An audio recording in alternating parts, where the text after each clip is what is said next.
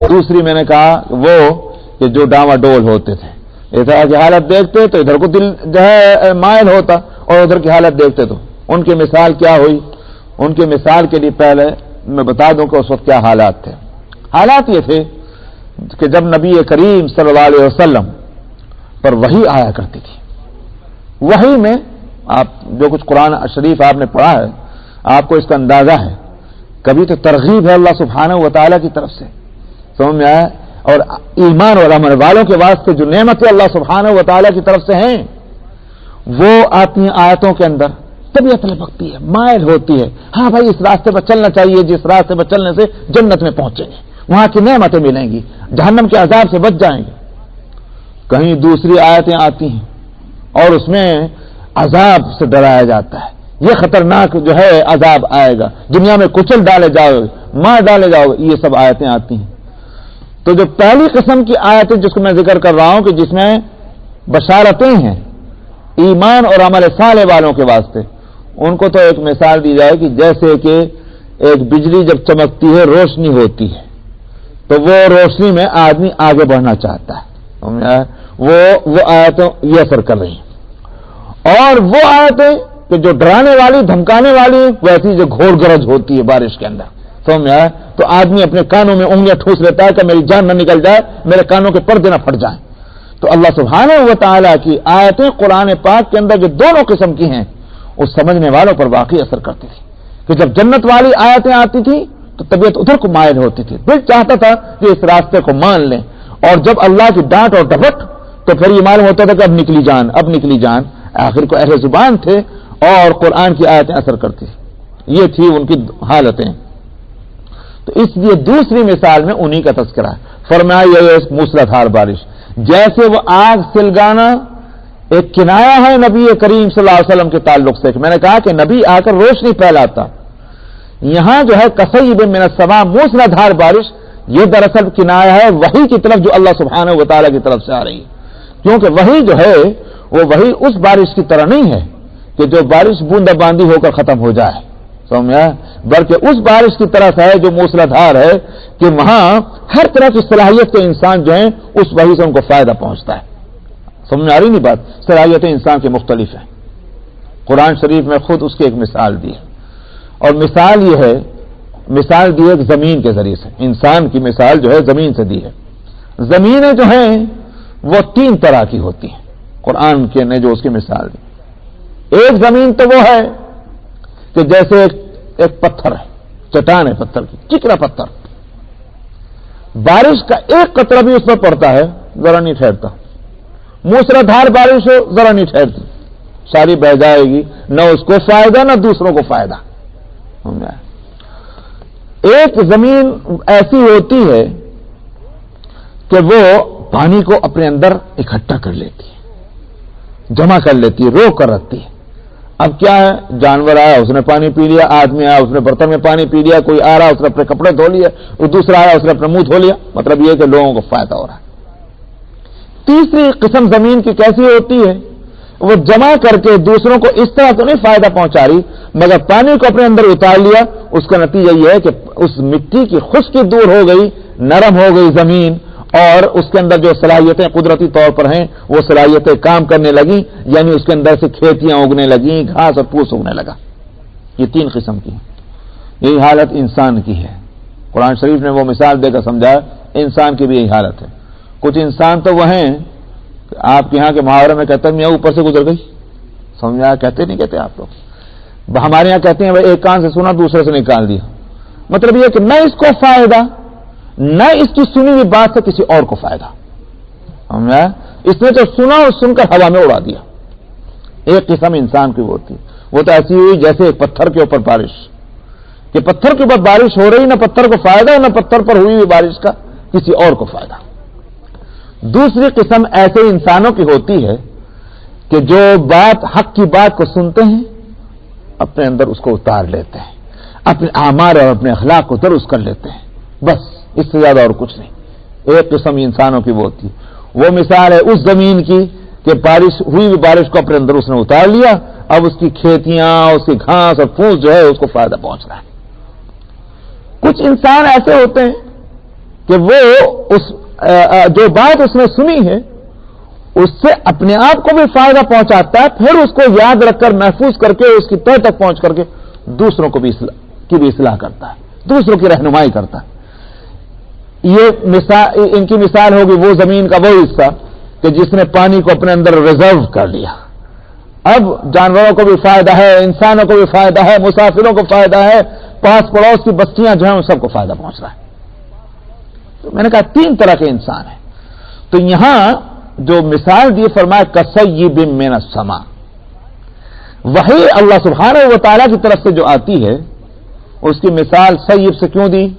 اس لیے دی ہے کہ یوں نہیں کہا جائے گا کہ اس وحی کا فائدہ اس قسم کے انسان کو تو ہے مگر اس طرح کے انسان کو نہیں ہے۔ وہی اپنی ذات سے ایک ایسی بارش کی طرح سے ہے کہ وہ ہر طرح کی زمین کو اس کا فائدہ پہنچ سکتا ہے۔ تھوڑی صلاحیت والے ہیں ان کو بھی فائدہ، سب میں اعلی صلاحیت والے ہیں ان کو بھی فائدہ۔ چنانچہ آپ دیکھ لیجئے نبی کریم صلی اللہ علیہ وسلم کے جو پر ایمان لانے والے لوگ ہیں اس میں ہر طرح کے تو لوگ ہیں نا، یہ تو نہیں ہے نا کہ 5 انگلیاں وہاں جا کے برابر ہو گئی، یہ تو نہ کبھی ہوا نہ کبھی ہوگا۔ 1,25,000 یہ جتنے بھی ہوں جو صحابہ نبی کریم صلی اللہ علیہ وسلم کی زندگی میں ایمان لائے اور صحابیت کے مقام پر پہنچے، وہ تو ایک الگ بات ہے کہ غیر صحابی کی نسبت سے دیکھا جائے تو صحابی اتنی بلندی پر ہے کہ غیر صحابی کتنی محنت کرے وہ وہاں تک پہنچنے والا نہیں۔ سمجھ میں آیا؟ اس واسطے کہ یہ تو اپنی محنت سے اور اپنی کوشش سے پہنچے گا، مگر وہ بات کہاں سے حاصل ہوگی جو کہ نبی کریم صلی اللہ علیہ وسلم کے اس نور نبوت کی کا جو اس کے اوپر کرن پڑی ہے وہ کہاں سے اس کو ملے گی؟ اس لیے صحابی کا مقام جو ہے پوری امت میں سب سے بلند، مگر خود صحابی اور صحابی میں فرق ہے۔ اسی لیے نبی کریم صلی اللہ علیہ وسلم نے بھی اپنی بارگاہ سے ہر صحابی کو یوں تو نہیں کہہ دیا جاؤ میاں فتوے دیتے پھرو، یہ نہیں ہوا۔ صحابی اپنی صحابیت کی وجہ سے چاہے کتنے اونچے مقام پر ہے نوع انسانی میں، مگر نبی کریم صلی اللہ علیہ وسلم نے ہر صحابی کو یہ موقع نہیں دیا۔ کچھ صحابہ تھے کہ جن کو آپ نے یہ اجازت دی کہ وہ مسئلہ بتلا سکتے ہیں، وہ رہنمائی کر سکتے ہیں، وہ نماز پڑھا سکتے ہیں، وہ دین کی گویا جو ہے پیشوائی کر سکتے ہیں، کچھ کو اجازت ملی۔ مثلا عبداللہ ابن مسعود رضی اللہ عنہ، عبداللہ ابن مسعود رضی اللہ عنہ کے تعلق سے آپ نے فرما دیا ان کا جو فتویٰ ہوگا اس کو میرا فتویٰ سمجھنا۔ تو یہ بات آپ نے کسی اور کے لیے نہیں فرمائی، یہ اسی طرح سے عمر رضی اللہ عنہ کے لیے ہے انت منی بمنزلۃ ہارون لموسیٰ ولکن لا نبی بعدی، تم میرے لیے ایسے ہو کہ جیسے ہارون موسیٰ کے لیے تھے۔ کیا مطلب؟ بھائی وہ بھی نبی تھے، تو یہاں یہ خیال ہو سکتا تھا کہ حضرت عمر رضی اللہ عنہ جو ہیں وہ نبی ہیں، فرمایا لیکن میرے بعد کوئی نبی نہیں ہے۔ تو سوال یہ کہ نبی اگر ہوتے، اس کا مطلب کیا ہوا؟ اگر آپ کے بعد نبوت ہوتی تو عمر کو ملتی، تو اس صحابہ کے اندر حضرت عمر کا مقام بلند ہوا کہ نہ ہوا؟ سمجھ میں آیا؟ اسی طرح سے سیدنا ابو بکر صدیق رضی اللہ عنہ کا مقام کہ جب آپ کا وہ حضرت عائشہ رضی اللہ عنہ خود روایت کرتی ہیں اس کو کہ جب آپ پر وہ مرض آیا کہ جس میں آپ نے پردہ فرمایا تو آپ نے اور وہ غشی آپ پر ہوتی تھی تو آپ نے فرمایا کہ ابو بکر کے پاس کسی کو بھیجو اور ان سے کہو کہ وہ نماز پڑھائیں۔ تو ایک روایت میں آتا ہے عائشہ نے خود ہی کہا اور دوسرے میں آتا ہے کہ ابو بکر نے وہاں سے یہ بات کہی، تو جس میں ہے کہ حضرت عائشہ نے اور کچھ اور عورتیں جو تھیں جو گھر کی انہوں نے کہا یا رسول اللہ وہ بڑے نرم دل کے ہیں ابو بکر، وہ جب اس جگہ کھڑے ہوں گے کہ جہاں آپ کھڑے ہوا کرتے اور وہاں آپ کو نہ دیکھیں گے تو ان سے برداشت نہ ہوگا۔ تو نبی کریم صلی اللہ علیہ وسلم نے فرمایا اے یوسف کی ساتھ والیوں، وہ جو یوسف کی ساتھ والیوں کون سی؟ یا سمجھ میں آ رہی نہیں بات؟ حضرت یوسف علیہ الصلوۃ والسلام کا جو وہ زلیخا والا قصہ ہے اور وہ عورتوں کے جنہوں نے فتنے اٹھائے تھے، تو مراد یہی ہے کہ اے یوسف کے ساتھ والیوں ابو بکر کے پاس بھیجو۔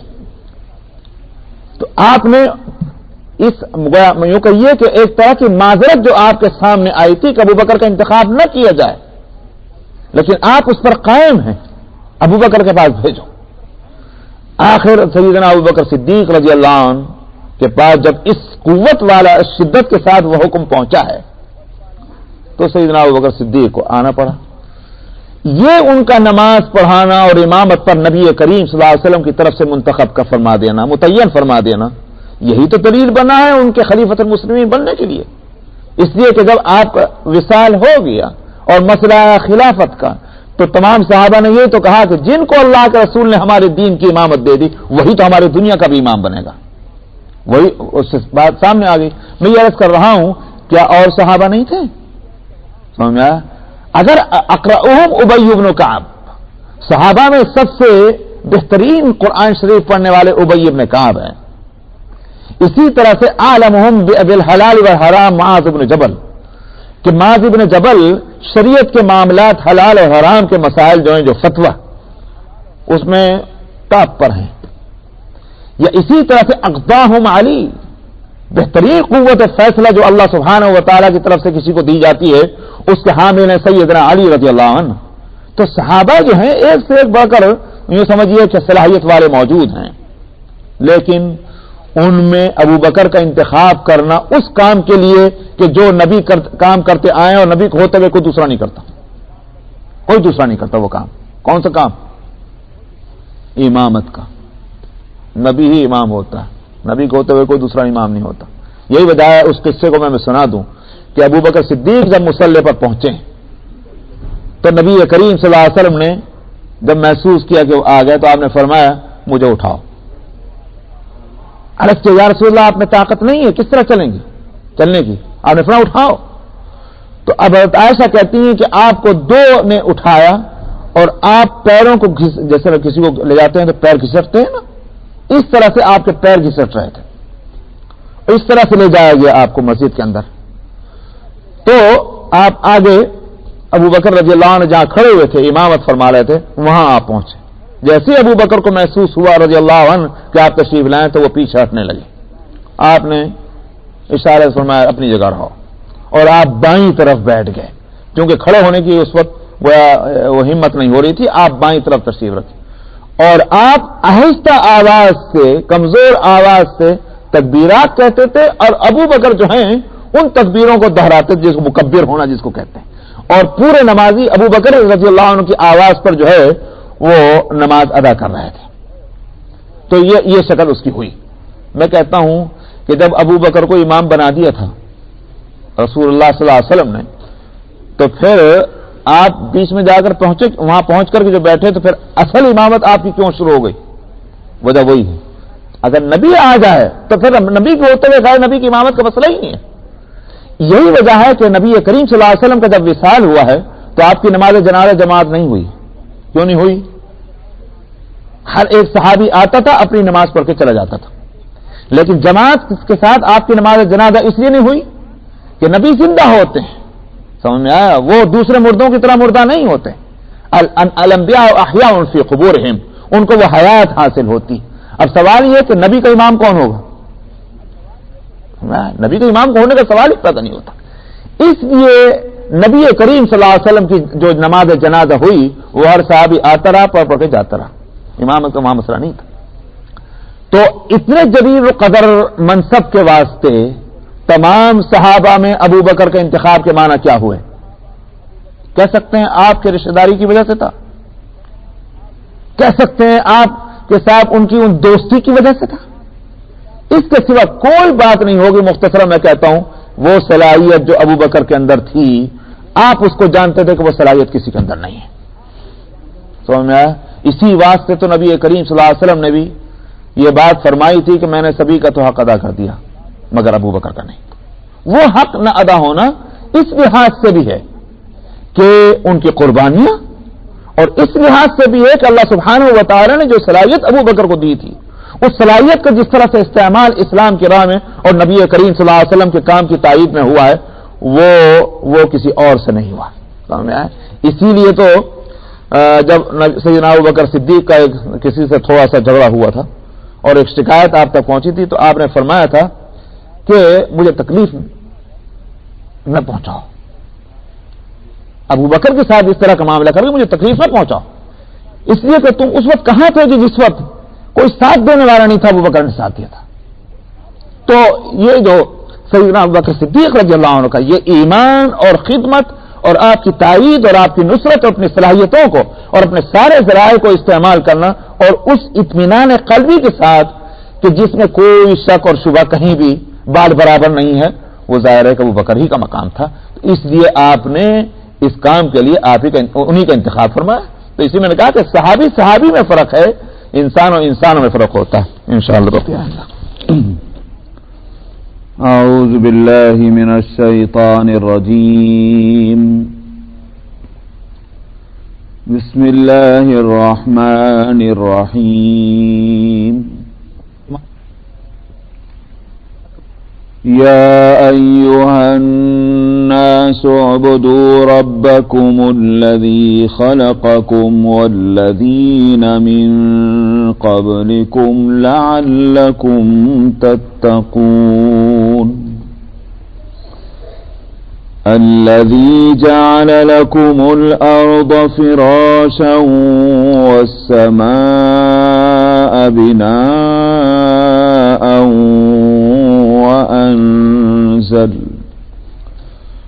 وأنزل من السماء ماء فأخرج به من الثمرات رزقا لكم فلا تجعلوا لله أندادا وأنتم تعلمون. وَإِن كُنتُمْ فِي رَيْبٍ مِّمَّا نَزَّلْنَا عَلَى عَبْدِنَا فَأْتُوا بِسُورَةٍ مِّن مِّثْلِهِ وَادْعُوا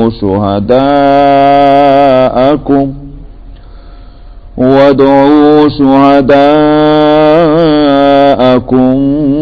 مِّن دون الله إن كنتم صادقين. فإن لم تفعلوا ولن تفعلوا فاتقوا النار التي وقودها الناس والحجارة أعدت للكافرين. وبشر الذين آمنوا وعملوا الصالحات أن لهم جنات تجري من تحتها الأنهار كلما رزقوا منها من ثمرة رزقا قالوا هذا الذي رزقنا من قبل وأتوا به متشابها ولهم فيها أزواج مطهرة وهم فيها خالدون. إن الله لا يستحيي أن يضرب مثلا ما بعوضة فما فوقها فأما الذين آمنوا فيعلمون أنه الحق من ربهم وأما الذين كفروا فيقولون ماذا أراد الله بهذا مثلا يضل به كثيرا ويهدي به كثيرا وما يضل به إلا الفاسقين. الذين ينقضون عهد الله من بعد ميثاقه ويقطعون ما أمر الله به أن يوصل ويفسدون في الأرض أولئك أولئك هم الخاسرون كيف تكفرون بالله وكنتم أمواتا فأحياكم ثم يميتكم ثم يحييكم ثم إليه ترجعون هو الذي خلق لكم ما في الأرض جميعا ثم استوى إلى السماء فسواهن 7 سماوات وهو بكل شيء عليم صدق الله العظيم.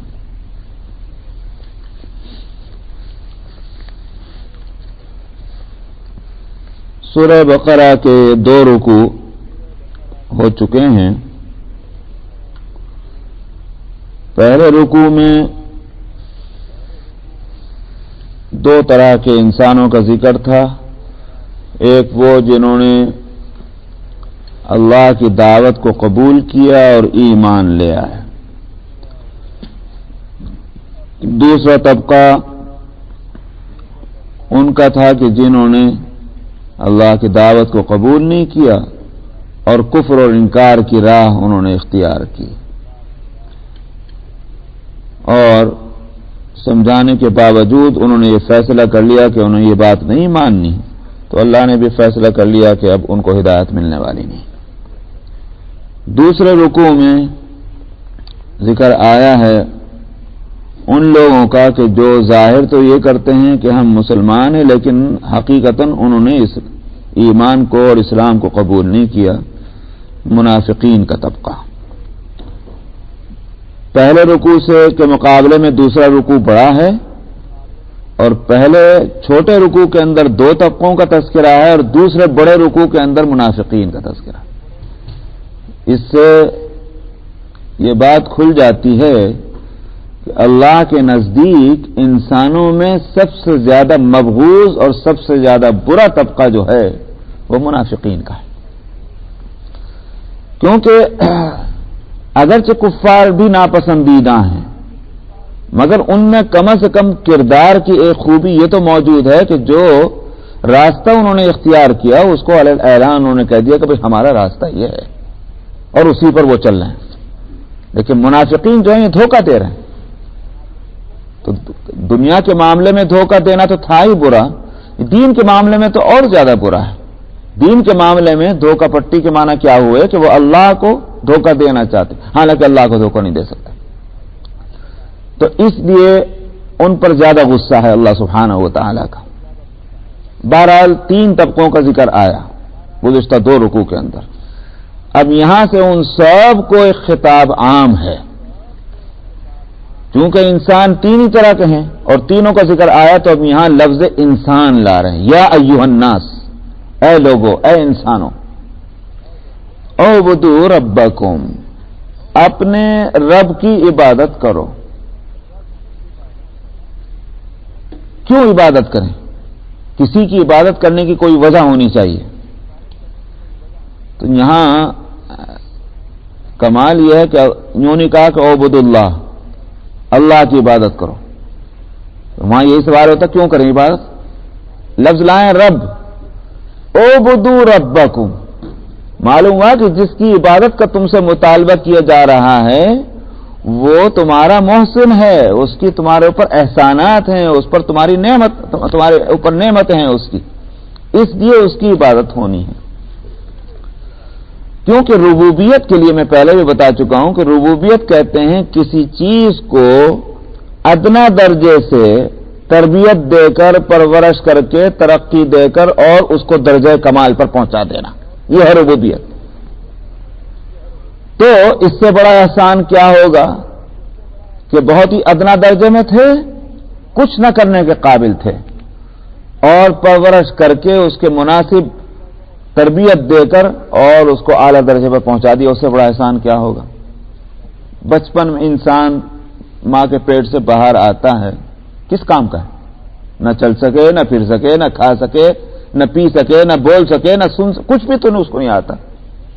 اللہ سبحانہ و تعالی نے اس کو مناسب غذائیں دے کر، مناسب ہوائیں اس کے لیے مہیا کر کے، سارے انتظامات مناسب کر کے، اور اس کو اس قابل بنایا کہ وہ اب ہر ایک چیز سے ٹکر لینے کو تیار ہے۔ بھائی ہر ایک چیز سے ٹکر لو کہ نہ لو، مگر اللہ میاں سے تو مت لو۔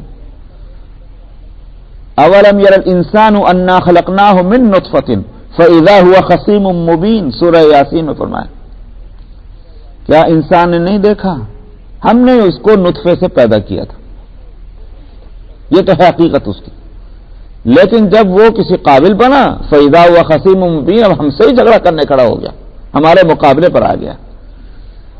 اللہ سبحانہ و تعالی رب ہیں، اس واسطے اس کی عبادت کرنی۔ یا ایھا الناس اعبدوا ربکم، اچھا صاحب یہ بھی تو نہیں کہ رب تو ہیں مگر جس نے ہم کو پیدا کیا وہ کوئی اور ہو، لہذا عبادت اس کی۔ فرمایا الذی خلقکم، پیدا بھی اسی نے کیا تھا تم کو، الذی خلقکم والذین من قبلکم، نہ صرف یہ کہ تم کو، تمہارے باپ داداؤں کو بھی اسی نے پیدا کیا، تو نسلاً بعد نسلاً اسی کے احسانات تمہارے اوپر چلے آتے ہیں، اور تو اسی نے تم کو پیدا کیا اور تم سے پہلوں کو، لعلکم تتقون، اور اس عبادت کا نتیجہ یہ ہوگا کہ تم میں تقوی پیدا ہو جائے گا، اور تقوی پیدا ہوگا تو یہی مقصود ہے اور یہی مطلوب ہے اللہ سبحانہ و تعالیٰ کی یہاں تقوی۔ الذی جعل لکم الارض فراشا، فرمایا وہی ذات ہے کہ جس نے تمہارے لیے زمین کو فرش بنایا اور آسمان کو تمہارے لیے عمارت بنا دیا، ایک چھت بنا دیا۔ وَأَنزَلَ مِنَ السَّمَاءِ مَاءً، اور آسمان سے پانی اس نے اتارا، پھر اس پانی کے ذریعے سے تمہارے لیے مختلف قسم کے پھل نکالے جو تمہارے لیے رزق کی صورت بن گئی۔ فَلَا تَجْعَلُوا لِلَّهِ أَنْدَادًا وَأَنْتُمْ تَعْلَمُونَ، سو اللہ کے لیے تم شریک نہ بناؤ اس حالت میں کہ تم اس بات کو جانتے ہو۔ یہاں ان دو آیتوں میں ترتیب کے ساتھ دو قسم کی نشانیوں کا اپنی قدرت کی اور دو طرح کی نعمتوں کا تذکرہ ہے۔ ایک نشانی